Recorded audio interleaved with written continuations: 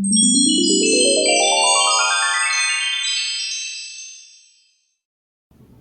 table below shows a quadratic function.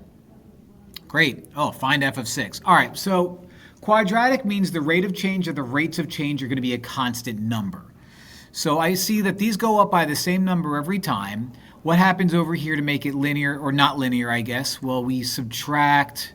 Now we add 1, and then we add 3, and then we add 5. So as you can see, not linear. We know it's quadratic.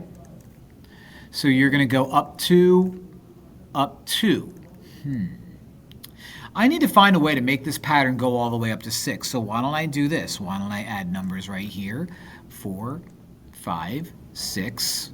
Okay, so 4, right at here, right at here. This is not going to be the prettiest looking thing, but you know what? It's not about what's on the inside, is it, kids? It's the outside that counts. Now,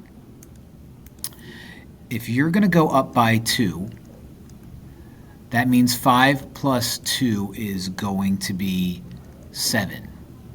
6 plus 7 is going to be 13. See what I did there? 6, 7.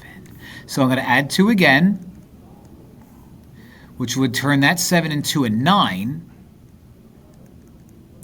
13 plus 9 is 21. I'm hitting all the numbers today.